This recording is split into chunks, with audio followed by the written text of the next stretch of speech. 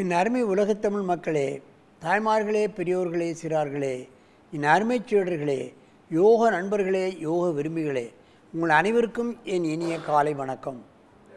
கலைஞர் தொலைக்காட்சி நிகழ்ச்சியில் நலமுடன் வாழ என்னும் பிரிவில் யோகாசனத்திற்கு அதிக முக்கியத்துவம் கொடுத்திருப்பதை நீங்கள் அறிவீர்கள்.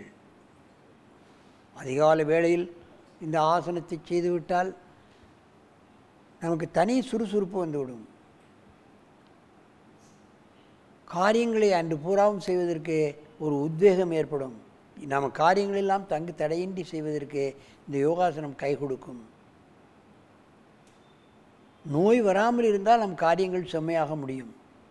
நோய் இருந்தால் நோயாளி எந்த அளவுக்கு அவன் காரியங்களை செய்ய முடியும், ஆரோக்கியமாக இருப்பவன் காரியங்களை எப்படி செய்ய முடியும் என்பதை நாம் தெரிந்து கொள்ளலாம். எல்லோரும் லீவ் போடுகிறார்கள். அரசாங்க அதிகாரிகளாகட்டும், மாணவர்களாகட்டும், ஏதாவது ஒரு கட்டத்தில் நோய் வந்து காலமெல்லாம் ஆஸ்பத்திரிக்கு போய் மருந்து மாத்திரைகளை சாப்பிடக்கூடிய ஒரு சூழ்நிலைக்கு தான் இன்றைக்கு இருக்கிறார்கள். எத்தனை ஆஸ்பத்திரிகள், அரசாங்க ஆஸ்பத்திரிகள் வேறு, தனியார் ஆஸ்பத்திரிகள் வேறு.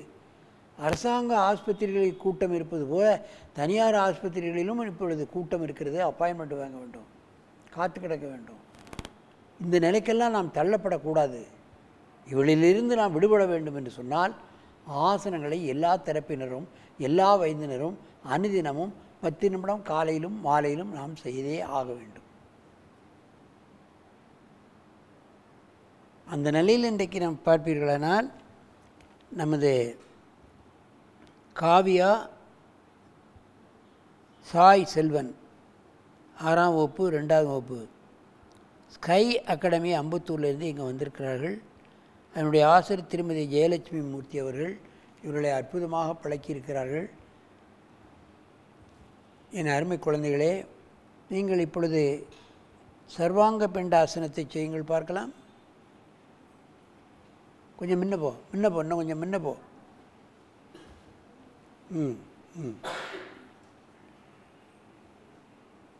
நேரே பாரு, இங்கே எதுக்கு பார்க்க?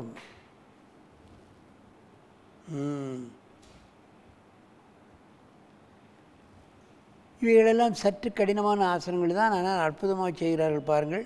அதனுடைய ஆசிரியர் இந்த பிள்ளைகளை அப்படி வதக்கியிருக்கிறார்கள். செம்மையாக செய்வதற்கான முறைகளை கற்றுத்தந்திருக்கிறார்கள். ஜீரணக்கருவிகள் சரியாக வேலை செய்யும், கழுத்தெலும்பு நன்றாக வேலை செய்யும், மூளைக்கு அதிகப்படியான பிளட் சர்க்குலேஷன் கிடைக்கும். தைராய்டு சம்பந்தப்பட்ட பிரச்சனைகளே மாணவர்களுக்கு வராது, நினைவாற்றல் பெருகும். மெதுவாக இந்த ஆசனத்தை இறக்குங்கள்.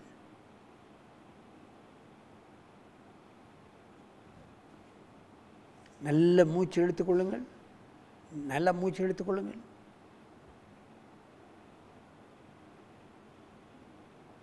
மீண்டும் ஒரு முறை இந்த ஆசனத்தை செய்யுங்கள், சர்வாங்க பிண்ட ஆசனத்தை.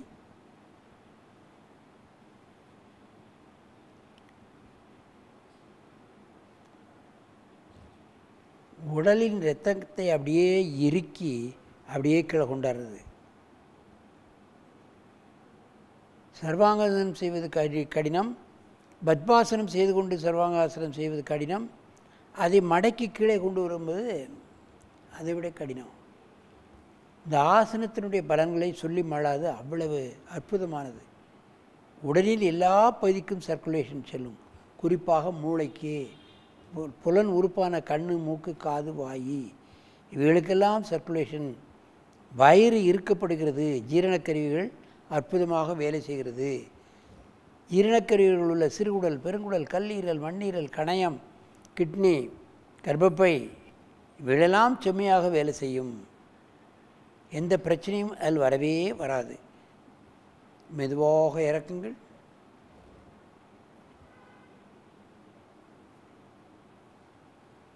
நீண்ட மூச்சு வாங்கி கொள்ளுங்கள். அப்படியே கொஞ்சம் பின்ன வாங்க. ஒருவருக்கு நேராக பார்த்து இந்த ஆசனத்தை செய்யணும். அப்படியே டர்ன் பண்ணு. கொஞ்சம் தள்ளி வாங்க, தள்ளி வா, இங்கே தள்ளி வா. பண்ணு. பக்கவாட்டில் செய்கிறார்கள் பாருங்கள்.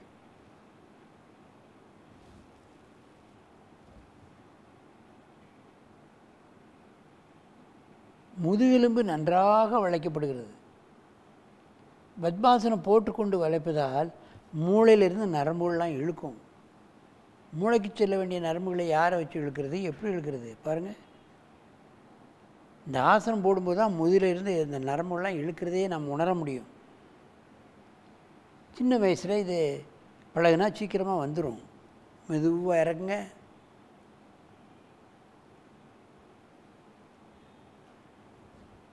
இங்கே பார்க்க திரும்ப, என்ன பார்க்க திரும்ப, கொஞ்சம் முன்னவா இப்போ பண்ணுங்க. பல கோணங்களில் இந்த ஆசனம் தரப்படுகிறது. நேர்களே, மாணவ மணிகளே, நிச்சயமாக சிறு குழந்தைகள் செய்துவிடும். பெரியவர்களும் செய்யலாம், பிறர் உதவியோடு செய்ய வேண்டும். கொஞ்ச நாள் பழகி மற்ற ஆசனங்களெல்லாம் சின்ன சின்ன ஆசனங்களை பழகி அப்புறம் இதுக்கு வரணும். எடுத்த எடுப்பிலேயே பெரியவர்களுக்கு இந்த ஆசனம் வராது. ஏனென்றால் அவர்களுக்கு முதுகெலும்பு, காலெலும்பு, முட்டெலும்பு எல்லாமே இறுகி போய் கிடக்கும். அப்போ இதை பண்ணாங்கன்னா மற்ற உபாதைகள் வரும். சின்ன சின்ன ஆசனங்களை பழகி உடலை பக்குவப்படுத்தி கொண்டு அப்புறம் இது நிலைக்கு வரணும். மெதுவாக இறக்க.